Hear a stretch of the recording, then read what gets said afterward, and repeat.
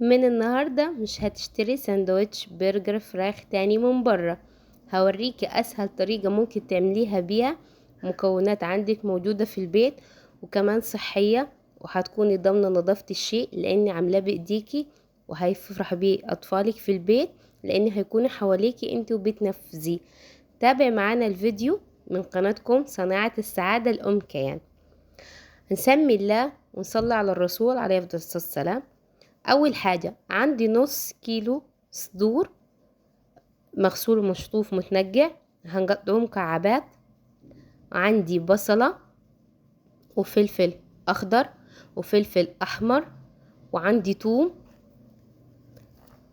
وعندي توابلنا الحلوة، فلفل اسود، بابريكا، كزبرة، جوز الطيب، وتوابل فراخ.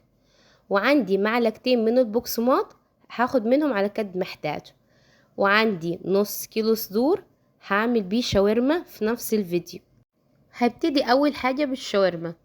بجيب الصدور بعد ما نجحتها وحطيت لها معلقة طحينة عشان اضمن ان هي نظيفة، وهقطعها تقطيعة شاورما زي صوابع البطاطس رفيعة. بعد ما بخلصها كلها بحط عليها معلقتين كبار من الزبادي، وبحط عليها توابل بابريكا، فلفل اسود، كزبرة، توابل فراخ. بخلطهم كويس في بعض وبسيبهم على الاقل ساعتين. بعد كده بحط طاسة سخنة على النار، بنزل فيها بصدور الفراخ في نص الطاسة، والنص التاني بنزل بشرايح البصل برضو مقطعاها شرايح طويلة طول. انا معرضة الشرايح لاني بحب البصل يظهر فيها، انت على براحتك ممكن ترفعيها اكتر من كده وما تخليهاش عريضة، بس انا بحب ان البصل يظهر في الشاورما والفلفل والطماطم يبقوا ظاهرين واضحين. برضو ده شيء يرجع ليك. طب انا ليه قسمتها نص ونص؟ عشان اسوي الفراخ لوحديها وفي نفس الوقت اسوي البصل لوحديه. بعد كده بنزل بالفلفل الاخضر وبقلب فيهم مع بعض. باخر حاجة بحط الطماطم. طبعا الطماطم انا عاملاها شرايح رفيعة ومفضيها من المية بتاعت الطماطم عشان ما تخليش الشاورما تعمل معانا صوص، عشان خاطر في الساندوتش ما يتبلش. وبصراحة ما شاء الله بتبقى جميلة خالص. كده خلصت عندي الشاورما. ندخل على البرجر. هجيب الكبة بتاعتي، بنزل اول حاجة بالبصل، ما بنزلش بالفراخ عشان الفراخ لما بتنزل اول بتخلي السكينة بتاعت الكبة ما بتعرفش تخلط كويس. بنزل عندي بالبصل وبالفلفل الاخضر والفلفل الاحمر. بصراحة الفلفل الالوان بيديه طعم واحساس حلو خالص، وبفرمهم كويس لغاية ما يبقوا ناعمين خالص. وما بصفيش البصل من المية بتاعته لان انا بحتاج المية عشان خاطر تخلي صدور الفراخ جوسي سلسة. فهنزل بعد كده بصدور الفراخ وبطحنهم في بعض لغاية ما يتكون عندي عجينة اللي هي عجينة البرجر. تمام. بعد ما اتأكد ان هم اتفرموا كويس بنزل بالتوابل. التوابل بتاعتنا احب افكركم كان عندي بابريكا وفلفل، وعندي توابل فراخ، وعندي كزبرة ناشفة، وعندي جوز الطيب بس ما بكترش فلفل اسود عشان خاطر ما يغمقش معي لون البرجر. طب ماشي، انت ليه ما استخدمتيش هنا معلقة الأطعمة بتاعت البرجر؟ لان انا مستخدمة توابل البرجر وبصراحة بتبقى غنية خالص، مش بحتاج ان انا اجيب اللي هي الخلطات الجاهزة من العطار بتاعت البرجر، لاني انا تقريبا عملت اصلا الخلطة بالمكونات اللي عندي. بعد كده بفرم التوابل وبحط سنة ملح بسيطة عشان خاطر الفراخ بالذات لما بيتحط لها ملح كتير بتبقى مالحة. اقل سنة ملح بتخلي طعم البرجر مظبوط ومعقول، لكن لما انتي بتحطي معلقة كاملة بيملح معاكي. فلازم تخلي بالك ان الفراخ بالذات بتقللي فيها الملح عشان خاطر تظبط بسهولة معاكي. بعد ما خلصناها بنفضي الكبة بتاعتنا وهنزل عليها بمعلقة من البقسماط. انا مش هكتر بقسماط لاني بصراحة لما بحط بقسماط كتير بحس ان البرجر فقد طعم البرجر وتحول طعم بقسماط.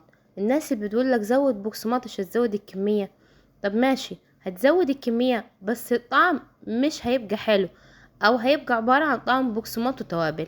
بصراحة انا ما بحبش كده خالص، وبحط معلقة او 2 بالكتير بس عشان اربط بيها وعشان خاطر العجينة تبقى متماسكة. بعد كده بجيب المكبس بتاع البرجر معلش انا اسفة واخدة دور برد. بقطع قطعة حلوة دور داير حوالي تقريبا 100 جرام، وبحطها في المكبس البرجر. طبعا انا بستخدم اكياس، عارفين اكياس السندوتشات؟ بجيب الكيس بقطعه نصين، بحط جزء من تحت وجزء من فوق، وبكبس بيه البرجر، فبيطلع ليا قطعة برجر موجودة في الاكياس، بحيث ان انتي لو عايزة تحطيها في تفريز تبقى معاكي سهلة. بتحطيها بطبق فويل وبتدخليها التفريز في وقت ما تستخدميها، وبتسهل عليكي لما بتطلع من الفريزر، بتبقى سهلة خالص. مجرد ما بتسحبي بس الكيس من عليها من فوق بتبقى معاكي وحدة البرجر في ايديكي. لكن لو انتي ما عملتيش حركة الاكياس دي، البرجر بيمسك معاكي في الطبق بتاع الفلين، فما بيبقى صعب ان انت تطلعيه. طبعا احنا داخلين على مدارس، وهعملكم تجهيزات المدارس، تجهيزات اللانش بوكس بتاعتها. فمن السهل ان انت تعملي نص كيلو 8 قطع، بتطلعي منها ساندوتش او 2 كل يوم في اللانش بوكس بتاعت الطفل، اكيد ما بيبقاش كل يوم يعني. تمام. بس بيبقى فرحان بيها، وفي نفس الوقت بتبقى حاجة عندها نظيفة. دلوقتي انا عملت قطعة، عملت التانية قدامكم. انا عندي النص كيلو عمل معاي 8 وحدات برجر، سمكهم ما شاء الله، الوزن تقريبا بتاع القطعة فيهم 100 جرام. بعد ما خلصت الكمية كلها بدخلها تفريز على الاقل ساعة، وبسخن جريل على النار، طاسة جريل، وبحط فيها فرشة زيت، وببتدي انزل بالبرجر واحدة واحدة. بالنسبة للناس اللي ما عندهاش طاسة جريل، بحطها في طاسة عادية، وبحط عليها نقطة زيت من تحت ومن فوق بالفرشة عشان تبقى كمية قليلة، وبدخلها الفرن، بشغل عليها من تحت وبشغل عليها الشواية. انا بعمل الحركة دي عشان ما بحبش الزيوت في الاكل. اللي في ناس يقولك ممكن تجيها في الزيت عادي، ده شيء يرجع لك، بس هيبقى فيها كمية زيت عالية خالص. فانا بحبها بصراحة، لا، بحب البرجر يكون مشوي مش مقلي. لو مقلي بقى، لو كان فيه كريسبي اللي هو عليه بقسماط من بره، ده بيبقى مقلي عادي. بس لا، انا النهارده اللي عاملاه اللي هو البرجر على الجريل او الفحم، مفهوش تتبيله خارجيه. بقلب من الناحيه دي وبقلب من الناحيه دي لغايه ما اتاكد ان هو استوى، وبضغط عليه طول ما انا شغاله عشان القلب يستوي، وما بعليش النار. الاول بخلي الطاسه تسخن خالص، وبعد كده مجرد ما بحط بهدي النار عليها.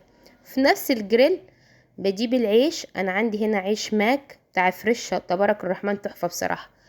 وفي نفس الطاسه بنزل بديه صدمه، بحيث ان الرغيف يتنشف معايا شويه. بعد ما خلصنا كميه العيش، برجع البرجر تاني للطاسه، وبحط عليه شرايح جبنه شيدر حسب النوع اللي انت بتحبيه. كده خلصنا كميه البرجر. باجي اوريكم طريقه الساندوتش. بحط الاول العيش، بعد كده بحط بيك تيستي، وبنزل بعد كده بوحدة البرجر عليها الجبنة، بعد كده بحط طماطم وخيار، برضو ده حسب الرغبة، شيء يرجع ليكي انتي. وبرجع احط تاني وحدة كابوتشي، وبحط عليها البيك تيستي. البيك تيستي المرة المستخدماه في الفيديو ده جاهز، هنزل بفيديو عاملاه ليكم. تمام. بعد كده عندي احلى سندوتش برجر. انا في التصوير عملت 6 على حسب عددنا، وجنبيها بطاطس بومفريت، وعملت الشاورما في سندوتشات عيش فينو. يا رب يكون الفيديو عجبكم، يا رب يكونوا استفدتوا مني. ان عجبك الفيديو ما تنسيش تعملي لي شير ولايك وتفعل الجرس عشان يوصلك كل ما هو جديد. صناعة السعادة، كيان.